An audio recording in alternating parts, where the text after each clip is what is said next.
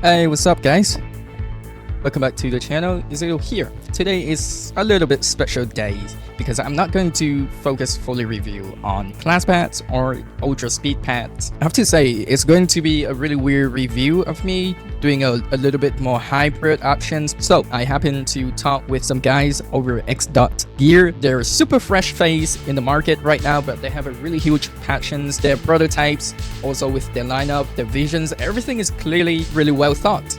And this is 4 of their units that is sent to me in the last month. I tested the fuck out of them, and I gotta say, they are really premium, they are really nice. I think even though they might not be for me, but they are still worth it if you are chasing for something more like more fresh, zero type of surface. It's more special. So right now I'm gonna get into my deep dive review.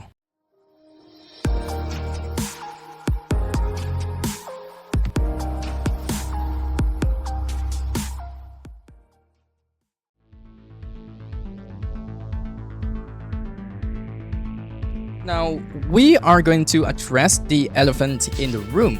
XDot Gear as a brand, they are pretty new as I mentioned before. So after over 2 weeks talking back and forth with them, sharing my raw feedback and testing these units heavily, I can confidently tell you that this team has an immense amount of passion.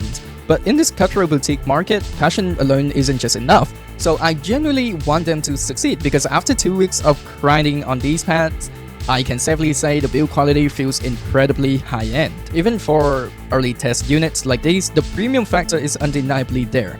Now, logistic-wise, since they are based in Taiwan, international shipping costs from their official site are currently steep. Because of that, their website is functioning more like a digital gallery for product education. The primary sales and distribution channel at launch will be heavily focused on Amazon to keep things accessible.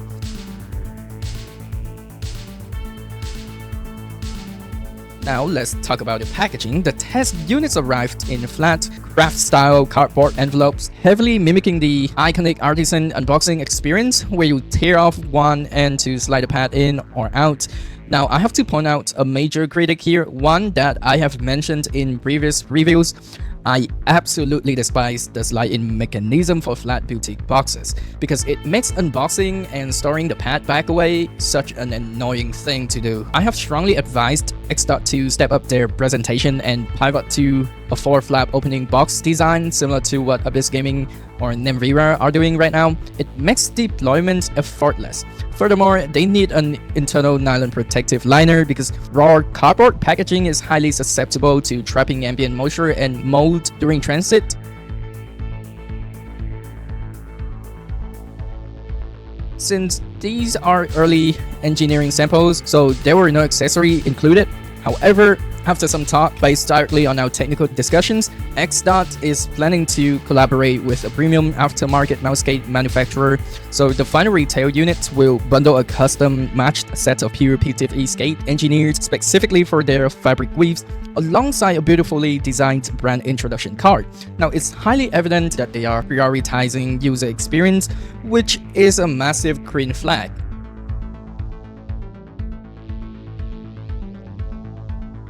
Okay, visually, the design language across all 4 pads heavily targets a minimalistic aesthetic blended with high performance specs. So on the Bailu surface, you will find a clean logo stamped into the bottom right corner. Be aware that this logo utilizes a distinct heat printing technique, so if you track your mouse directly over it, the surface friction becomes sticky and muddy. But it's not really that much to a point where you cannot really glide your mouse. Usually your mouse would be stuck over here if you are controlling your spray by holding down your mouse. So there is a hitch whenever I move to, as you can see. The color palette and font selections give it a seriously striking premium vibe. On the flip side, the NF, they are completely murdered out. Pure black, zero logos, totally stealth. Now keep in mind, these are only test units, so the branding layout could slightly shift prior to the retail launch.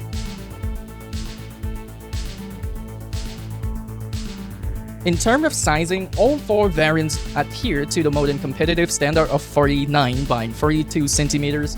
However, when stacking the Flex and Core versions directly on top of each other, I noticed a minor dimensional variance. Though it's not much, but the Core version tends to expand slightly wider closer to a 50 by 43 centimeter footprint. This is a common physical phenomenon because the core foam is denser and thicker. When it completely flattens out under its own weight on a desk surface, the horizontal spread of the textile matrix naturally widens. Currently, I don't have any concrete data on whether they plan to release a square 50 by 50 XL square size or extended desk mat, so we'll have to stay tuned for that.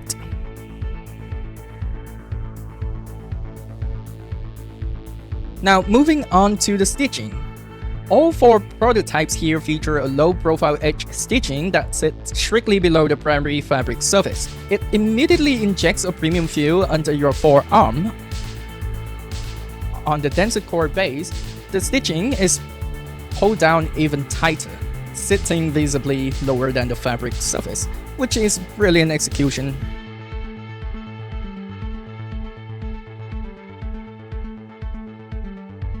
However, since they are non-finalized engineering samples, I did spot a few minor frays right out of the box. Now, thankfully, these cosmetic defects weren't located in my primary swipe zones, so they didn't really impact my gameplay at all.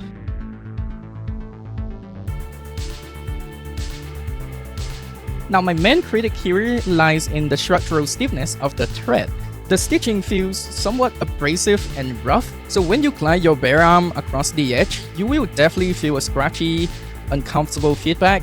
And I'm in a gaming sleeve 100% of the time, so this irritation was vastly minimized for me. But if you are a bare-skinned aimer who rests the whole forearm heavily on the edge, consider this is a stern heads-up.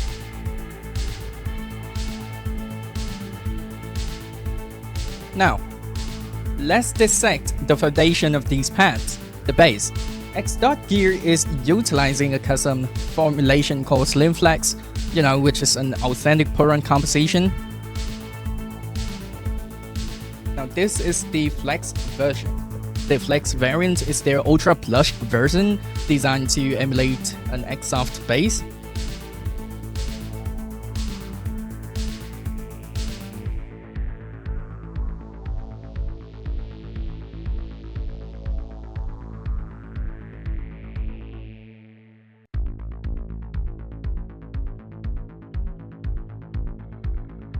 With a physical thickness of around 3 to 3.5 millimeters, the core variant is their denser, firmer execution, designed to mimic a traditional soft base sitting at roughly the same thickness, I believe, but because they are denser, so they feel a little bit thicker.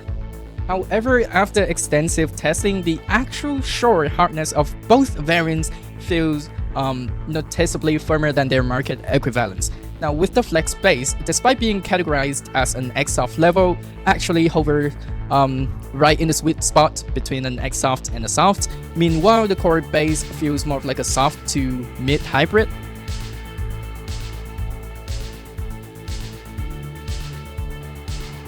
Here's another exciting technical teaser. XDot is currently developing a third, even firmer base variant aimed directly at the mid-tier hardness category, so this upcoming line will feature entirely new aggressive surfaces rather than playing it safe like the 2 fabrics we are analyzing today.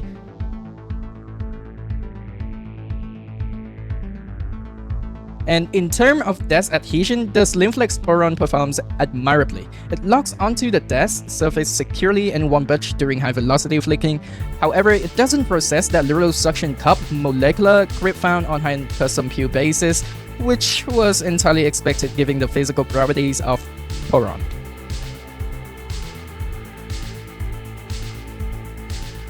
When it comes to cushioning, the dampening feedback under your fingertip is highly tactile. On the core base, it feels plush, yet highly supportive, specifically tailored for wrist aimers who require comfortable cushion. Dynamically, the core is designed to minimize deep vertical mouse sinking, meaning it retains a noticeably faster glide with less pressure depending stopping power.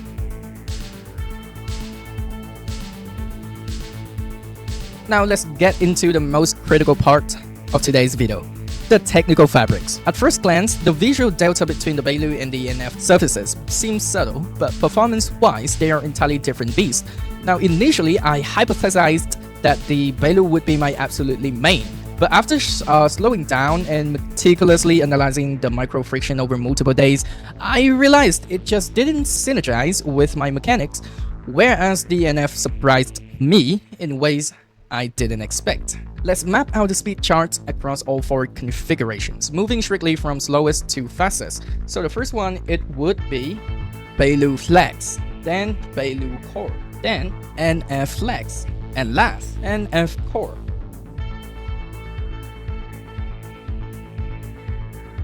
Let's focus heavily on the Bailu first. This is a textbook control balance surface because it features an asymmetrical XY axis speed coefficient, which stems directly from its structural weave.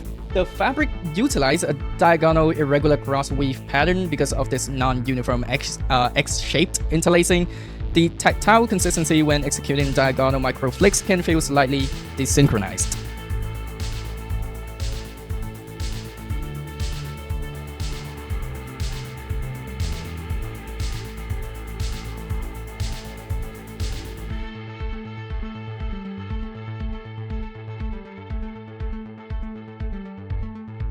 This weave layout introduces a massive hurdle if you are a player who likes to rotate your pad 90 degrees to play vertically.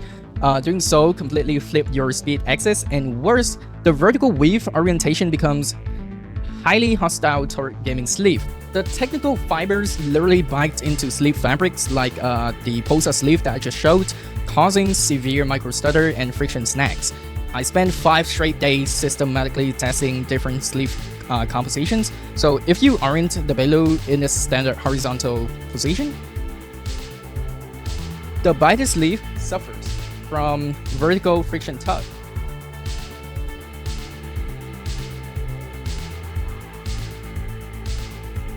But if you rotate the pad 90 degrees, the biter sleeve suddenly glides perfectly in all directions like I just showed. Conversely, the Pulsar gaming sleeve managed to achieve a flawless glide across all orientation.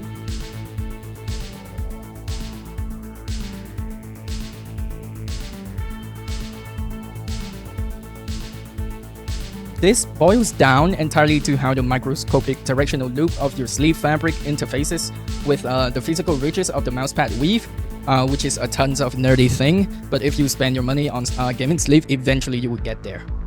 Furthermore, the Bailu fabric acts as a thermal insulator. During intense high stamina gaming sessions in hot or humid environments averaging around 30 to 38 degrees Celsius where I live, the surface traps body heat rapidly, making it feel hot and congested.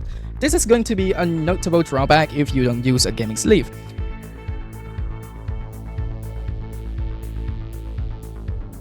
Tactilely, when you run your fingers across the Bailu, it reveals a dry, coarse, heavily textured character. It offers prominent structural fiber feedback rather than the silky smoothness of a Type 99. It strongly reminds me of the Artisan Zero, but with key distinctions. Let's do a scientific macro comparison here. If you look closely at the cellular matrix of these fabrics, you can spot exactly why the Artisan Zero retains its unique identity. So if we look at the macro photography of the Zero versus the XDot Bailu, the Zero features significantly larger, more tightly twisted thread bundles. This creates deep structural valleys within the weave, which explain why the Zero acts as a notorious dust and hair magnet. The Bailu, on the other hand, utilize noticeably thinner, more loosely spaced fiber strands. So because of that, your mouse gate make less physical surface contact with the peaks of the Bailu fabric, so drastically reducing aerodynamic resistance and surface drag. This makes the Bailu objectively faster than an Artisan Zero, and if the Zero is a 5 out of 10 on the speed scale, the Bailu sits at a solid 6.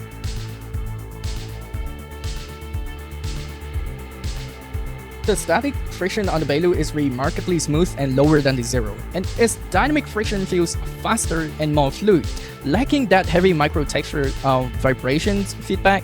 I feel like it's a modernized, sleeker interpretation of the Zero DNA, shedding that excess surface lint and micro hairs to achieve a cleaner glide. I mean, it's an incredibly safe hybrid leaning option for tactical shooter players who want a controlled environment without feeling stuck in the mud like the Zero.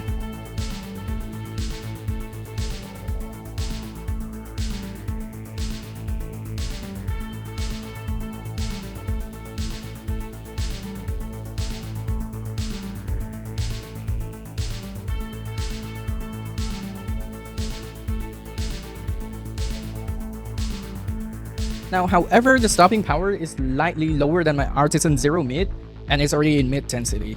So more importantly, when testing the Bailu on the plush flex base, the vertical compression feedback drove me crazy. When you apply downward pressure during tense micro adjustment, the thin, fine strands of the fabric deform and bend easily under the load. This creates a scratchy, highly noisy, and unsettling friction feedback that feels rough under the hand. Now, unlike the Zero, where pressing into the foam feels uniform and structurally integrated without altering the surface tactility, the Bailu's fabric profile shifts drastically when compressed. On the core base, this unsettling deformation is heavily mitigated due to the firmer foam density, but it still lacks that absolute mechanical smoothness found on Artisan's execution. So for a pure fingertip gripper like myself, this sudden tactile shift under pressure was an obstacle I simply couldn't overcome, making micro adjustments in tactical FPS game quite difficult, resulting in a lot of whiffs.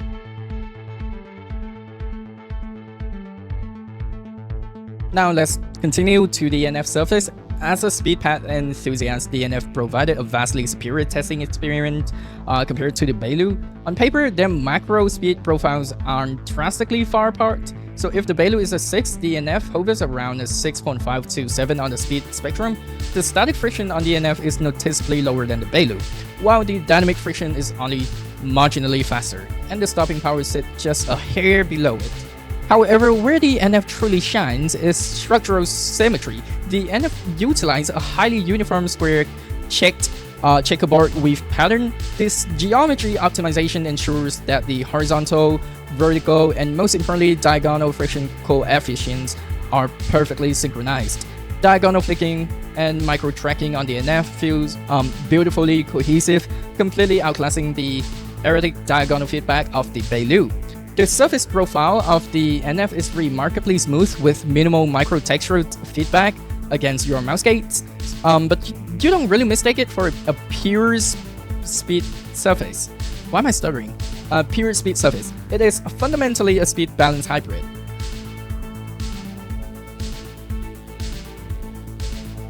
Now, unfortunately, it inherits the exact same sleeve peakiness as the Bailu due to its technical fiber loops. Yeah, that's a word.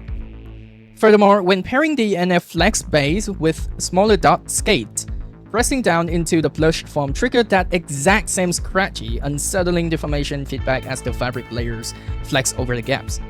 If you opt for the NF core configuration, which typically represents the fastest option in the entire lineup, the high-speed characteristic are only fully realized if you are utilizing full-size mouse gate.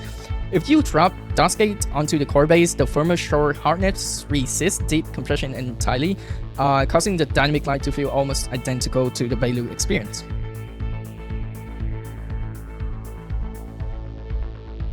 The saving grace of XDot firmware SlimFlex tuning is that when you map dotskate onto the Flex variant just like this one, it doesn't bottom out or scrape the mouse belly like traditional XSoft bases from competitors, because it provides a highly predictable uniform deceleration curve rather than plunging your mouse into an unexpected mud pit, provided you can tolerate the coarse, scratchy auditory feedback of the fabric deforming under load. But still, it's pretty much annoying.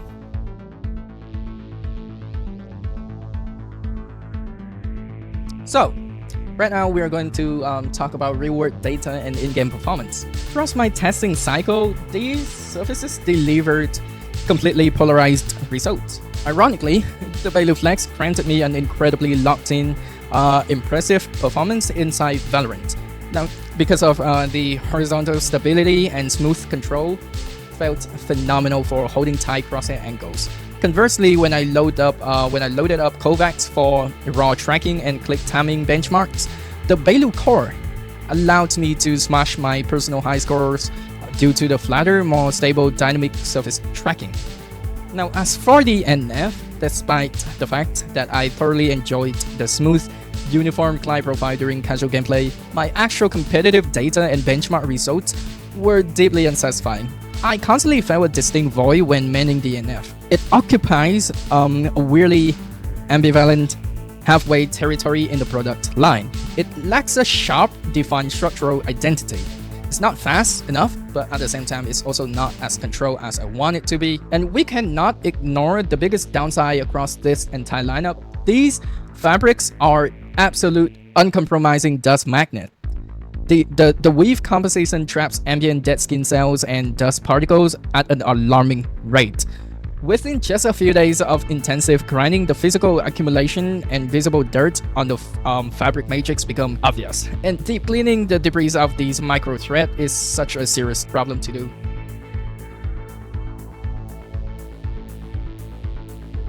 So to wrap things up, are these pads a safe recommendation?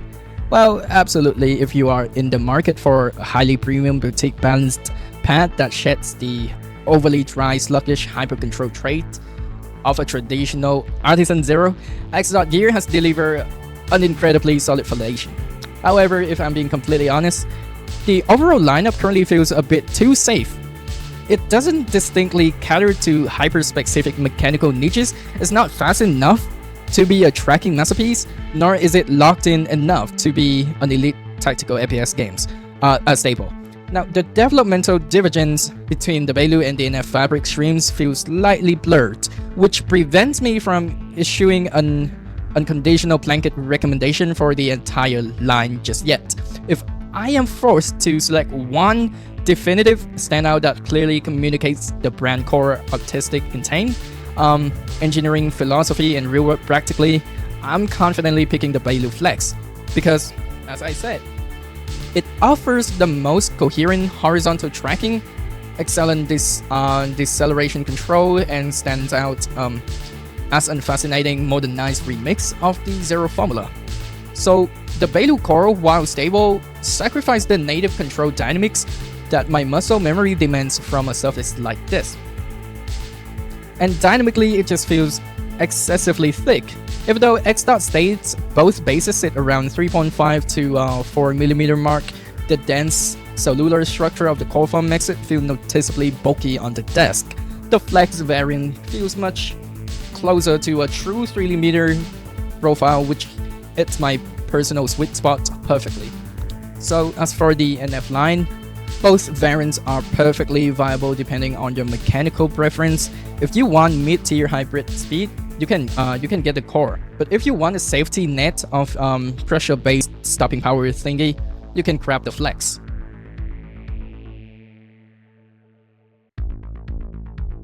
So that concludes our comprehensive breakdown of the XDot Gear current lineup. Huge shout out to the team in Taiwan for sending these out and allowing me to tear them apart under the micro lens.